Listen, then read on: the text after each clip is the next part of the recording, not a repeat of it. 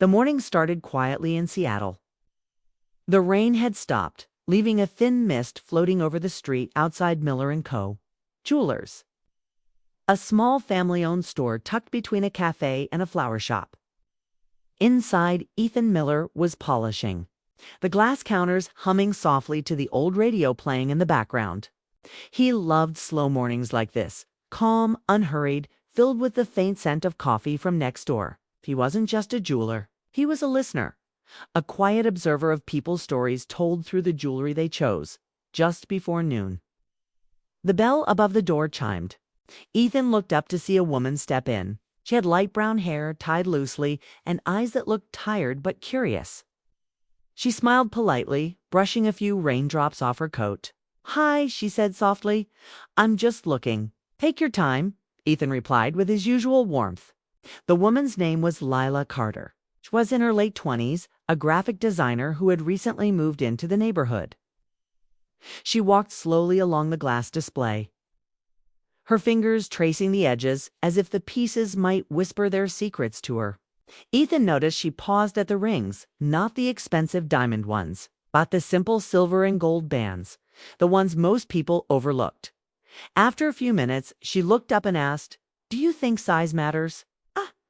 Ethan blinked, unsure how to answer at first. "You mean ring size?" She laughed lightly, a little embarrassed by how it sounded. "Yeah, my boyfriend says it doesn't. He told me I could pick anything because a ring's just a ring. But I don't know. Some feel wrong, even if they look right." Ethan smiled faintly, leaning against the counter. "Sometimes it's not about size. It's about what fits, what feels right when it's on you." She tilted her head, intrigued. "You talk about jewelry like it's alive?" "In a way it is," he said. "Every piece carries a story. It's not just about sparkle or size. It's about connection." Lila's expression softened. She looked down at the display again, her thoughts clearly somewhere else.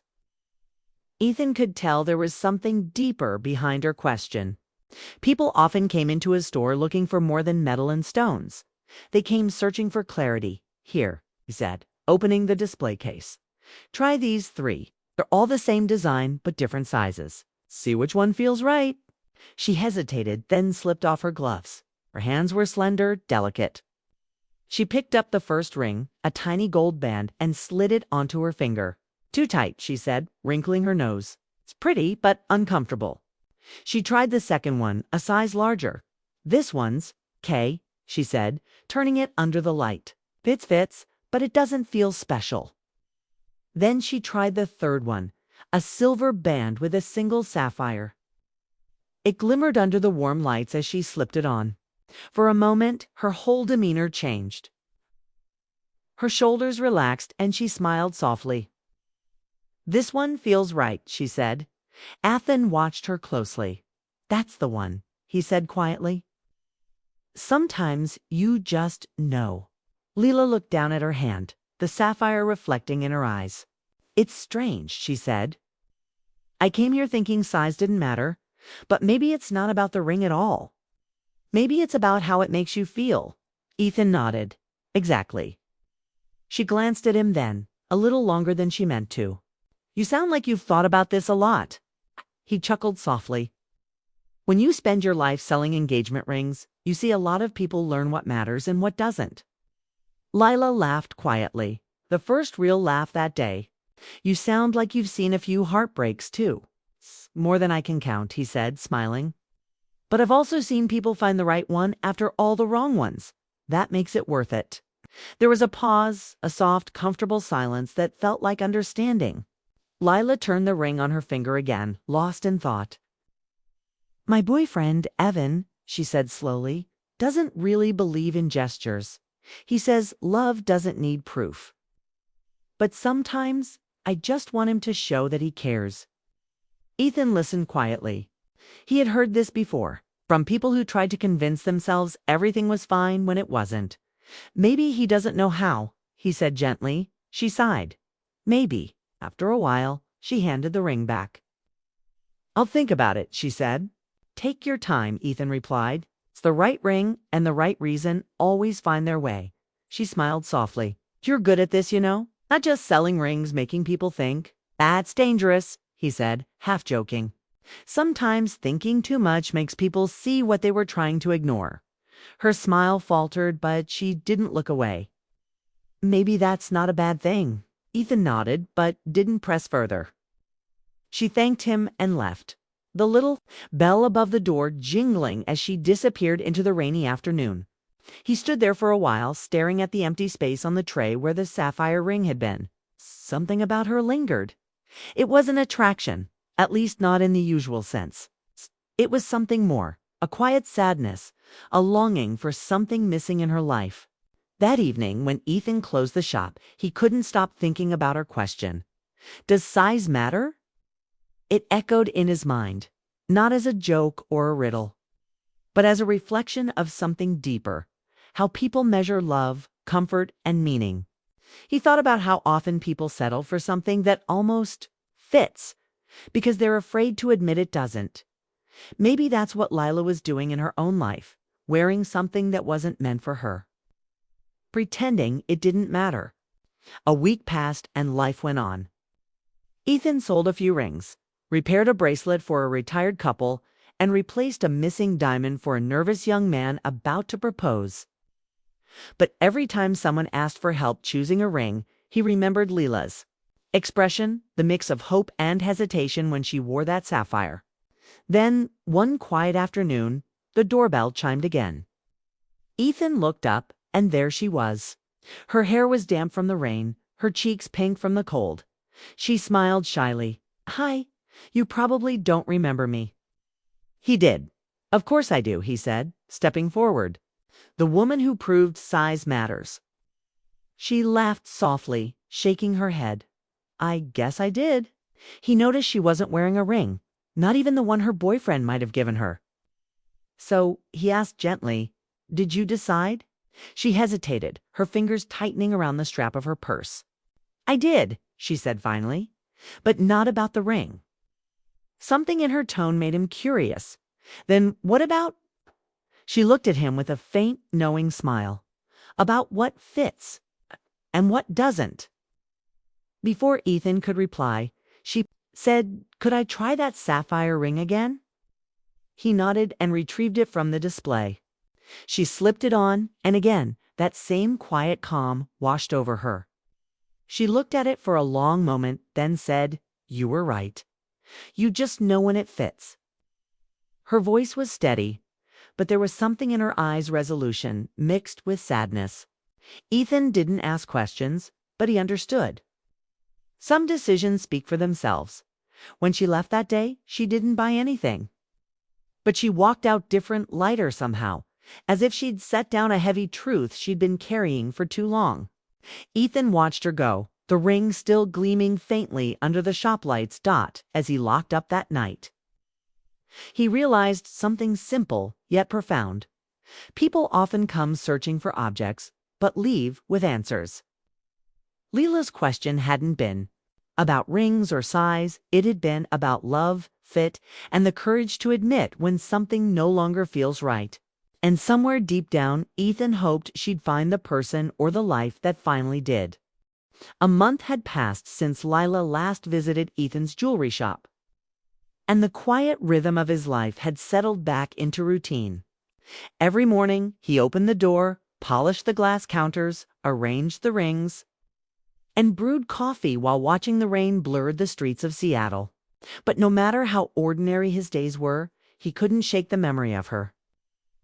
The woman with tired eyes and a sapphire ring that had once made her smile. Ethan told himself it was just curiosity. People came and went all the time. But Lila had left an impression, not as a customer, but as a story left unfinished. He wondered if she had found what she was looking for, if the question she asked, "Does size matter?" had really been about jewelry at all. Then one Saturday afternoon, just as the shop was closing, the doorbell chimed. Ethan looked up and froze. It was her. Lila stepped inside, shaking off her umbrella. Her coat was darker this time, her hair pulled back neatly. She looked calmer, more collected, but her eyes carried a different kind of quiet. "Hey," she said softly. "I hope I'm not too late." Ethan smiled. "For you, never." How have you been?" She hesitated, then said, "Different. I moved out." The words came so simply, yet carried the weight of an ending. Ethan didn't ask for details. He didn't need to. He'd seen that look before, the look of someone who had finally stopped pretending things were fine. "I'm guessing that wasn't easy," he said gently. She shook her head. "No, but staying felt worse." He nodded. "Then you did the right thing." Lila looked around the shop, her gaze landing on the display where she had tried the rings before. "It's funny," she said quietly. "I used to come here just to look at pretty things. Now it feels like this place gave me clarity." Ethan smiled softly. "Jewelry does that. It reflects the truth you're already carrying." She laughed lightly. "Or maybe it's just you." He didn't know what to say, so he changed the subject. "Are you here for something special today?" "Actually, yes." She walked over to the counter. "I want to buy that sapphire ring." He looked surprised. "The same one?" "Yes," she said. "But not for what you think." Otto wants up it carefully and handed it to her. "Can I ask what it's for?" She looked down at the ring, her fingers tracing its edges. "It's for me," she said. "No engagement, no promise, no one else involved. Just something to remind myself that I can choose what fits me, not what's expected." He smiled. "That's the best reason I've heard all year." She put the ring on, and it shimmered under the soft light, just as it had the first time. It was as if it had been waiting for her to come back. Ethan wrapped the box slowly. But as he did, he noticed her watching him, not with flirtation, but with gratitude, as if she wanted to say thank you for something bigger than a purchase. As he handed her the bag, she said, "You probably think I'm being dramatic. Buying a ring for myself." He shook his head. "Not at all. People buy flowers for themselves, don't they? Jewelry's just another way to say you matter." Leela smiled, that same gentle smile that made her eyes soften. "I like that." Before leaving, she paused near the door. "Hey, Ethan. Yeah. You said once that people just know when something fits. Do you think that's true for people too? Like relationships, friendships, even timing?" He thought for a moment. "I think it's true when both sides are honest. When you stop forcing things, the right fit feels effortless." She nodded thoughtfully. "Then maybe that's what I've been missing." Ethan wanted to ask what she meant, but she was already opening the door. The bell chimed as she left, leaving behind a faint trace of rain and jasmine perfume. Weeks turned into routine again, but not in the same way. Lila began visiting the shop more often. Sometimes she came to clean her ring, other times just to talk. She'd bring coffee, sometimes pastries, and they'd talk about everything, her design projects, his customers, small joys that made life bearable. Ethan found himself looking forward to her visits, though he never admitted it out loud. He liked the sound of her laughter echoing through the quiet store, the way she leaned against the counter when she spoke, her eyes lighting up when she talked about art. One afternoon, as rain tapped softly against the window, Lila said, "You know what's strange? When I was with Evan, he'd buy expensive things for me, but they never felt personal. You give people something simple and somehow make it meaningful." He smiled. "Maybe that's because meaning isn't in the price tag." She nodded slowly. "You're right. It's in the thought." She hesitated, then added, I used to think love was about grand gestures, big surprises, fancy dinners. But maybe it's just about being understood. Like someone seeing you for who you are and still wanting to stay." Ethan looked at her quietly. "That's rare," he said, "but it's worth waiting for." Their eyes met for a moment, just long enough for the silence to feel like a question neither wanted to ask. Then she smiled faintly and changed the subject. A few days later, she came by in the evening when the store was nearly empty. "I brought you something," she said, setting down a small brown bag. Inside was a drawing, a sketch of his jewelry counter, with sunlight pouring through the window and him standing behind it smiling faintly. "You drew this?" he asked. "Yeah," she said, slightly shy. "I thought your shop deserved to be remembered the way it feels. Calm, real, kind." Ethan was touched. "It's beautiful, Lila. Thank you." She smiled softly, brushing a strand of hair from her face. "You helped me remember that beauty isn't about perfection. It's about feeling something." He placed the drawing near the register where he could see it every day. "You have no idea how much this means to me," he said quietly. "I think I do," she replied. That night, long after she left, Ethan stood by the drawing, lost in thought. Something had changed between them. Something unspoken, but deep. It wasn't romance, not yet. It was something gentler, something that grew from understanding and shared silences. He knew she was still healing, rebuilding herself after walking away from a life that didn't fit. And he, too, had been living quietly behind glass counters, content but disconnected. Somehow, they'd both filled each other's quiet spaces without meaning to. The next day, she came again, this time not with laughter, but with hesitation. Her eyes were red and her hands trembled slightly as she held her coffee. "What happened?" he asked softly. She took a deep breath. "Evan came by my apartment. He wanted to talk. He said he made a mistake." Ethan said nothing, just listened. "I told him I can't go back," she continued. "I finally feel like I'm becoming myself again. But part of me still feels guilty, like I'm supposed to give him another chance." Ethan leaned forward. "You don't owe him your peace, Lila." She looked up, tears glistening in her eyes. "I just want to be sure I'm not running away from something fixable."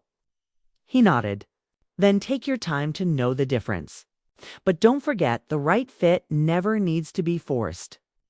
Her lips quivered into a weak smile. "You always know what to say." "Maybe because I've seen too many people settle for things that don't fit," he said gently. She reached across the counter, her fingers brushing his hand for a moment, soft, brief, but full of unspoken gratitude. "Thank you," she whispered. Then she left. That night Ethan couldn't sleep.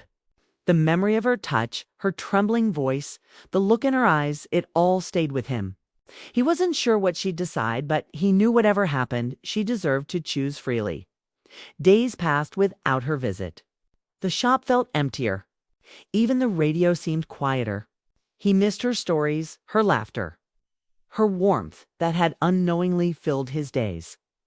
Then one morning, as the city glowed gold under the sunrise, she returned. She walked in quietly, wearing the same sapphire ring, her eyes bright and calm. "I told him no," she said softly. Ethan smiled slowly. "Good. He didn't understand," she added. "He said I've changed. And maybe I have.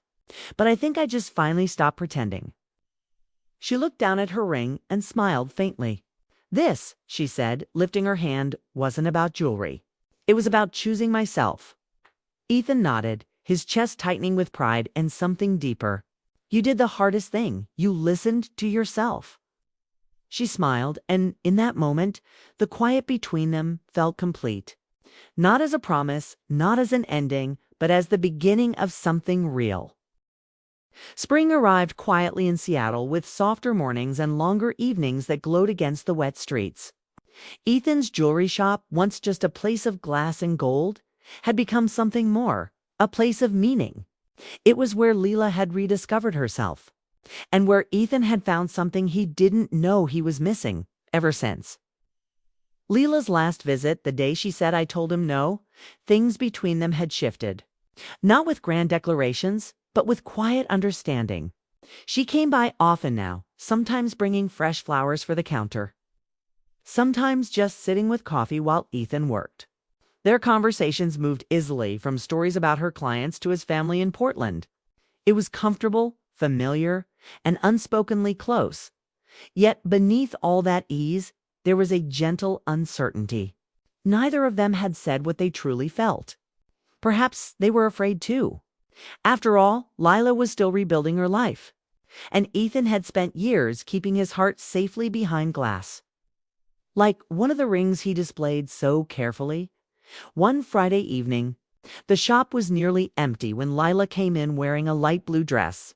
She looked different, lighter, freer somehow. "I just came to say thank you," she said softly. Ethan looked up from his workbench. "For what?" "For reminding me I could start again." She smiled faintly. "I got a new job offer in Vancouver." It's a big opportunity. I'm leaving next month." The words hit him harder than he expected. He nodded, trying to keep his voice steady. "That's amazing, Lila. You deserve it." She looked down, twisting the sapphire ring around her finger. "It feels right. But it's scary, too. I've built so much here." "You'll do great," he said. "You always find your way." Their eyes met, and in that quiet second, both of them knew what they weren't saying. She was leaving. And whatever had quietly grown between them would have to stay behind. Over the next few weeks, she stopped by almost every day. Sometimes she helped him close up the shop, folding the velvet cloths over the counters. Other times they shared pastries from the cafe across the street, laughing over little things. But with every shared smile came a quiet ache of time running out. One evening, as the sky dimmed to a soft gray, Lila placed a small box on the counter. "For you," she said. Ison opened it carefully. Inside was a silver keychain with a tiny sapphire stone matching her ring. "So you'll remember me," she said softly. He smiled, his throat tightening. "As if I could forget." She laughed lightly, but her voice trembled. "Promise me one thing, that you'll keep helping people find what fits them." "You're good at that," he nodded. "Only if you promise to never settle for less than what fits you." She smiled, and for a long moment they simply stood there, two people surrounded by quiet, holding something invisible but real. The day she left, Seattle was soaked in rain. Ethan opened the shop as usual, but everything felt different. The air seemed heavier, the light dimmer. He caught himself glancing toward the door more than once, half expecting her to walk in one last time when he closed up that night. He looked at the spot where she'd often stood, talking and laughing, and realized how much warmth she had brought into his simple life. It wasn't about romance or longing anymore, it was about connection. Something deeper than either of them had expected. He placed the keychain on the counter beside her drawing, the sketch of his shop bathed in sunlight, and smiled faintly. Maybe, he thought, some people don't stay forever. They just pass through to help you remember what being alive feels like. Months passed. Summer came and went. Business grew steady, but the shop still felt quieter. Ethan tried to focus on work, resizing rings, polishing necklaces, helping couples choose engagement bands. But sometimes, when someone asked about sapphire rings, his chest would tighten just a little. Then, one crisp autumn morning, he received a letter. It was postmarked from Vancouver. He opened it slowly. "Dear Ethan," it began, "I hope you're still making people smile in that little shop of yours. I miss the coffee and the quiet talks about everything and nothing. Vancouver is beautiful, but it's not easy starting over. Still, every time I feel lost, I look at my ring and remember what you said. The right fit never needs to be forced. I think I'm finally beginning to understand that, not just in love, but in life too. Thank you for helping me find that truth. Lila." Ethan read it twice. He didn't realize he was smiling until he felt it. He folded the letter carefully and placed it beside her sketch. For the first time in months, he felt something like peace. A year later, the jewelry store had grown busier. Ethan had hired a young assistant, moved some displays, even started designing his own pieces. Life had moved forward quietly, but steadily. Then, one late afternoon, as golden sunlight filled the shop, the bell above the door rang. Ethan looked up and froze. Lila stood there, smiling softly, holding her old umbrella. "Hey," she said gently, "I told you I'd come back." For a moment, he couldn't speak. "You're here," he said finally, almost in disbelief. "I moved back," she said, stepping closer. "Vancouver was good. It taught me a lot. But it didn't feel like home." Ethan smiled, warmth rising through him. "Welcome home, then." She looked around the shop, the new lights, the framed drawings she'd given him still hanging on the wall. "You've changed things," she said. "Not everything," he replied. "Some things were already perfect." Their eyes met again, and this time neither of them looked away. That evening, they closed the shop together. The city outside glowed softly, and for the first time, Ethan felt the quiet wasn't empty anymore. Lila stood beside him, looking at the rows of rings behind the glass. "You know," she said, smiling faintly, "I think I finally understand what you meant that day. About size not mattering." He asked. She nodded. "Yeah, it was never about the ring. It was about finding what fits, what makes you feel right inside." A smiled. "You found it." She looked at him, eyes shining. "Maybe I already did. I didn't rush anything." There was no dramatic confession, no sweeping moment. Just two people quietly finding comfort where they least expected it. They began spending evenings walking by the harbor, talking about their days. It was simple, steady, and real. Ethan realized that love didn't need to be loud to be meaningful. Sometimes it was just the way someone looked at you and made you feel seen. Lila had shown him that truth without trying, just like he had helped her see her worth again. Months later, on a soft December night, Ethan closed the shop early. He had a small box in his pocket, not for a grand proposal, but a gift that held a story. When Leela arrived, he smiled nervously and handed it to her. Inside was a simple silver bracelet with a tiny sapphire charm. "It's not much," he said quietly, "but it's the same stone as your ring. I thought it should have company." She smiled, tears forming in her eyes. "It's perfect." He took a breath. "You once asked me if size matters. I think the truth is, it's not about size, shape, or value. It's about meaning. And you gave meaning to everything again." Lila stepped closer, resting her head gently against his shoulder. "And you showed me that the right fit feels like peace, not pressure." Outside, snow began to fall softly, settling against the shop window.